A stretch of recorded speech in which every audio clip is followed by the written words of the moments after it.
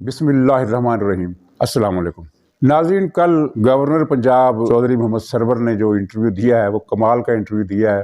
اور اس میں جو سادہ سی بات ہے وہ تو آپ یہ کہہ سکتے ہیں کہ یہ حکومت سے ناراض ہے، عمران خان سے ناراض ہے، عمران خان ان کی چھٹی کرانا چاہتا ہے، تو یہ انہوں نے چھٹی ہونے سے پہلے اس طرح کا بیان دیا تاکہ کہ جواز بن سکے۔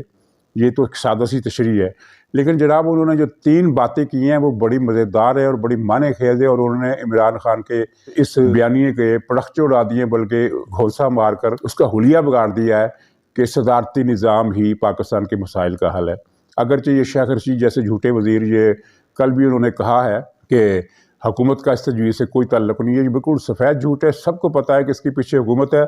اور اس کا ایک ثبوت پرنٹ شکل میں بھی سامنے آ گیا۔ کل کا آپ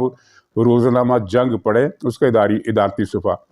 اس کے ادارتی صفحے میں وزیر اعظم کے معاون خصوصی برائے اطلاعات کا کالم چھپا ہے۔ وہ پورا کالم صدارتی نظام کے حق میں ہے، اور آخری پیرے کے الفاظ جو ہیں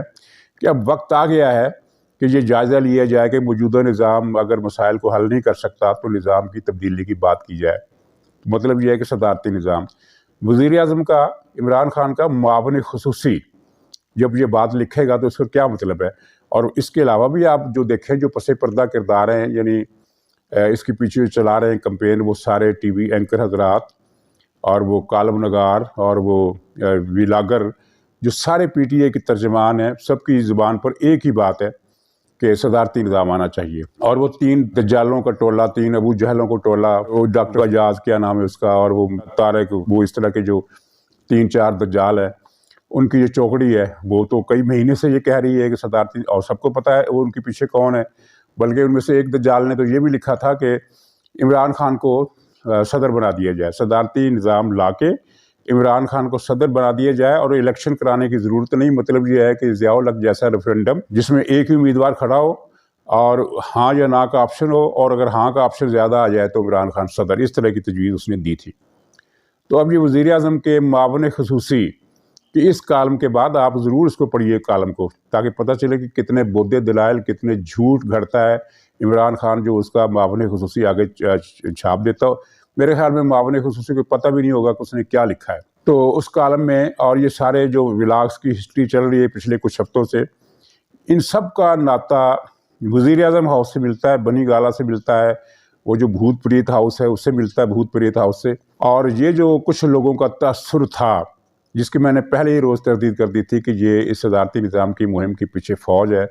تو یہ غلط ثابت ہو چکا ہے، اور فوج کا اس سے کوئی تعلق نہیں ہے۔ بلکہ اطلاع تو یہ بھی ہے کہ فوج کی طرف سے اپوزیشن کی جماعتوں کو یہ میسج بالواسطہ طریقے سے دیا گیا ہے کہ جناب بدظنی نہ کریں، ہم اس مہم کے پیچھے نہیں ہیں۔ اور میرے خیال میں ان کو فوج کو یہ وضاحت دینے کی اگرچہ کوئی خاص ضرورت نہیں تھی، لیکن چلیے ایک اچھا ہو گیا، ایک ریکارڈ پر بات آ گئی۔ آف دی ریکارڈ میں بھی ایک ریکارڈ ہوتا ہے، اس پر یہ بات آ گئی۔ لیکن یہ بلاگر حضرات کے پس منظر سے، ٹی وی پر جو بیٹھے ہوئے ہیں صدارتی نظام کے حامی اینکر سے، کالم نویسوں سے، یہ بات پہلے ہی کھل کر یہاں ہو چکی ہے کہ یہ اس کے پیچھے فوج نہیں ہے، بلکہ اس کے پیچھے اسلام آباد کا بھوت پریت ہاؤس ہے۔ تو بھوت پریت ہاؤس کے معاون خصوصی نے کالم لکھ کر اس بات پر مہر لگا دی۔ اچھا، تو بات کتنی لمبی ہو گئی، کتنی دور نکل گئی۔ چودھری سرور جو پنجاب کے گورنر ہے، انہوں نے ایک ہی فقرے میں اس سارے بیانیے کا حلیہ بگاڑ کر رکھ دیا، ایسا گھونسا اس کے منہ پر مارا، کہا کہ نظام خراب نہیں ہے۔ یہ پی ٹی آئی کا بیانیہ ہے نا کہ یہ موجودہ نظام میں عمران خان کچھ نہیں کر سکتا، ان کو 3 سال کے بعد پتہ چلا کہ کچھ نہیں کر سکتا۔ تو چودھری سرور نے کہا کہ نظام خراب نہیں، اس نظام کو چلانے والے لوگ نالائق ہیں، نالائق ہیں۔ وہ اس نے عمران خان کو اور اس کی پوری ٹیم کو نالائق قرار دے دیا۔ وہ خود بھی اس نظام کا حصہ ہے، لیکن شاید اس نے اس میں سے خود کو اس لیے خارج کر دیا کہ گورنر جو ہوتا ہے وہ ایک آئینی عہدیدار ہوتا ہے، اس کے پاس کوئی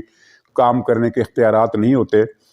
صدر کے پاس بھی اختیارات نہیں ہوتے، تو اس طرح کا معاملہ ہوتا ہے۔ تو چنانچہ اس نے سرور نے اپنے آپ کو اس سے الگ کر لیا نالائقوں کی ٹیم سے، حالانکہ وہ اس نالائقوں کی ٹیم کا بڑا اہم حصہ ہیں، اور اس ملک کے خلاف سازشیں جو ہوئی ہیں ان کا بھی بہت بڑا مہرہ رہے۔ لیکن یہ قدرت ہے، قدرت کا نظام ہے کہ وہ سازشیوں کو ایک دوسرے کے خلاف، ایک دوسرے کو ننگا کرنے کا کام سازشیوں سے ہی لیتی ہے۔ انہی سازشی ٹولے کے اندر سے ہی یہ کام ہوتا ہے کہ سازش بھی ننگی ہو جاتی ہے اور سازشی بھی ننگے ہو جاتے ہیں۔ تو اس میں تو کوئی شک نہیں کہ پی ٹی آئی کی شکل میں جو کچھ بھی ہوا ہے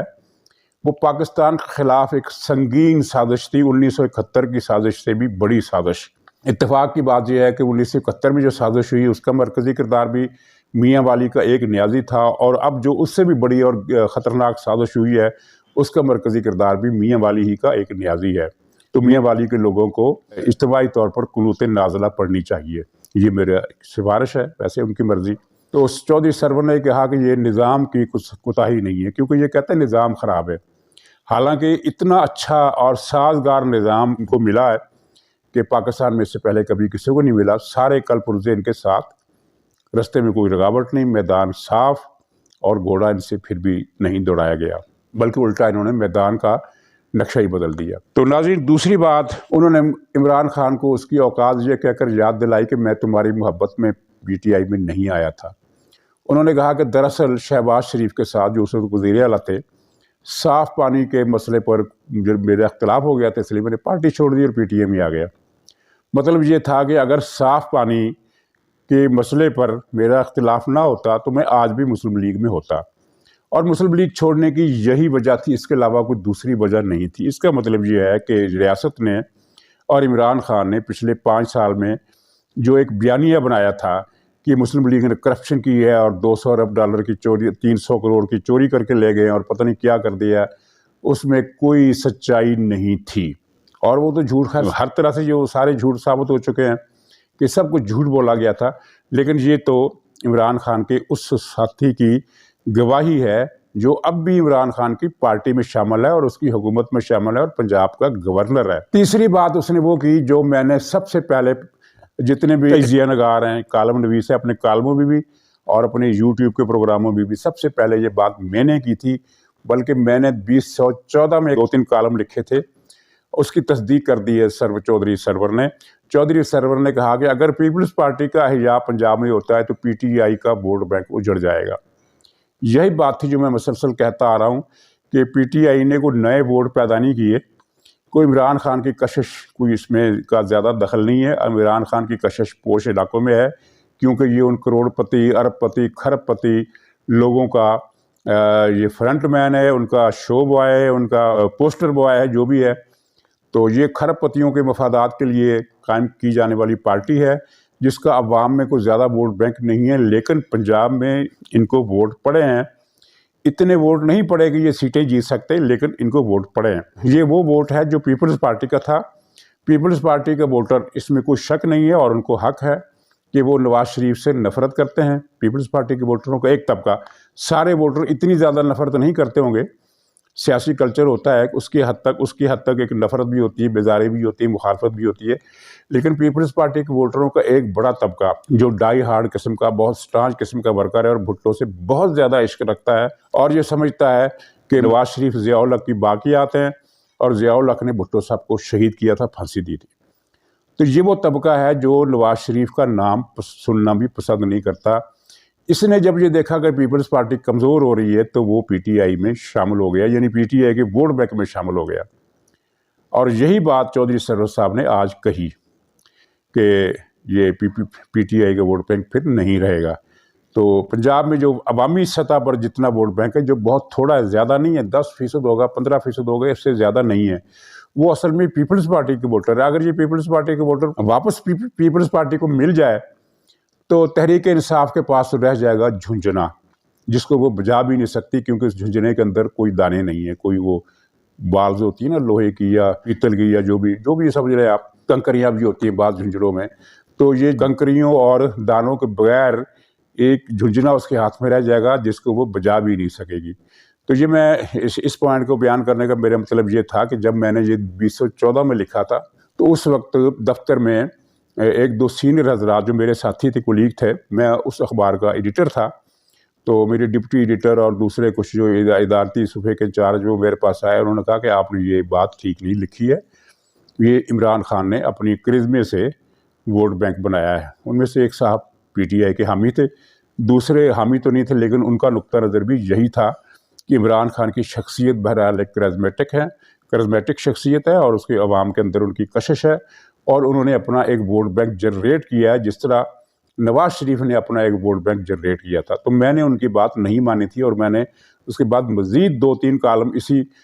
نقطے کی وضاحت کے لیے لکھے. میرا کالم پورا ایک ہی موضوع پر نہیں ہوتا، 3-4 موضوعات پر الگ الگ پیرے ہوتے ہیں. تو میں نے 3-4 کالموں میں یہ بات لکھی. اور آج سے 1.5 سال پہلے میں نے جب یہ 1.25 سال ہو گیا غالباً